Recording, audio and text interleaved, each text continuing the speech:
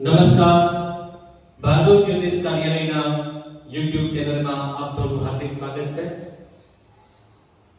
જનોઈ તથા રાખડી બાંધવા માટેના શુભ મુહૂર્તો જોઈએ. આપ જોતા હશો કે મીડિયાની અંદર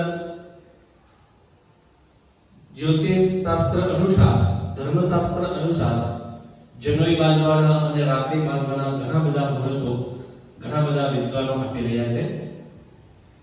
ઘણા બધા લોકોના અમને ફોન આવ્યા કે રાખડી ક્યારે બાંધવી, જનોઈ ક્યારે બાંધવું. અમે થોડા મૂંઝાયેલા છીએ. ઘણા લોકો આ રીતે કહે છે, ઘણા અલગ કહે છે.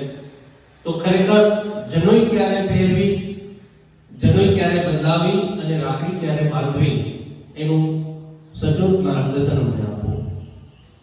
તો ભાર્ગવ જ્યોતિષ કાર્યાલયના YouTube માધ્યમ દ્વારા અમે આપને જણાવીએ છીએ કે શ્રી સંવત 2080 સાથે 1946 શ્રાવણ સુદ પૂનમ સોમવાર તારીખ 19 ઓગસ્ટના દિવસે શ્રાવણી પૂનમ, નાળિયેરી પૂનમ, વ્રતની પૂનમ તથા જનોઈ બદલાવવા માટે ઋગ્વેદ, યજુર્વેદ તથા અથર્વવેદી બ્રાહ્મણો માટેનો આ દિવસ શ્રવણ નક્ષત્ર સૂર્યોદય સવારે 6:27 થી સવારે 8:10 સુધી, સૂર્યોદય બાદ આ શુભ મુહૂર્તની અંદર જનોઈ બદલાવવા માટેનું ઉત્તમ મુહૂર્ત શાસ્ત્રમાં બતાવેલું છે.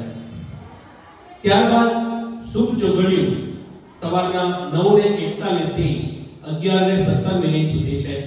તો આ સમય દરમિયાન પણ જનોઈ માટે ઉત્તમ મુહૂર્ત છે. તેમજ રક્ષાબંધન રાખડી આ જ દિવસે બપોરના 1 કલાક અને 32 બાદ બાંધવી, કેમ કે આ દિવસે વિષ્ટિ ભદ્રા રહેલી છે. 1:32 બાદ વિષ્ટિ અને ભદ્રા ઉતરી જાય છે. વિષ્ટિ અને ભદ્રા વહેલી સવારે 3 કલાક અને 4 થી લઈ અને બપોરના 1 કલાક અને 31 સુધી આ વિષ્ટિ ભદ્રા રહેલી છે. ધર્મશાસ્ત્રના મુખ્ય ધર્મ ગ્રંથ ધર્મસિંધુ અનુસાર ભદ્રાનો વાસ કોઈ પણ લોકમાં હોય તો ભદ્રાનો નિયમ જ લાગુ પડે છે. માટે આપણા આ સનાતન હિન્દુ ધર્મ અનુસાર મુહૂર્તનું ખૂબ જ મહત્વ છે. તેથી અધૂરી જાણકારી કે અફવાઓથી ભ્રમિત ન થવું, આપણા ધર્મને અનુસરી અને રહેવું.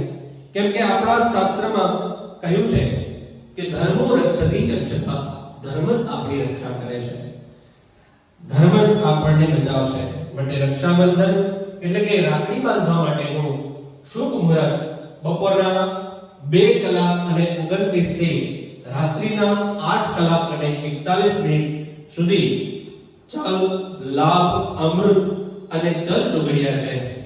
તો આ સમયમાં બહેનોએ ભાઈની રક્ષા માટે રાખડી બાંધવી કલ્યાણકારી રહે છે.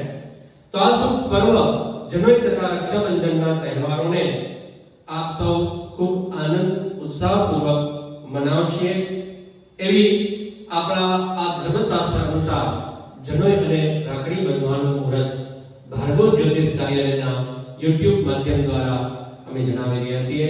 તો આવા જ અનેક પ્રોગ્રામોને લઈને ફરીથી આ પ્રોગ્રામ નિહાળતા રહેશો. અત્યારના રજા આપશો. અસ્તુ. જય શ્રી કૃષ્ણ. નમસ્કાર.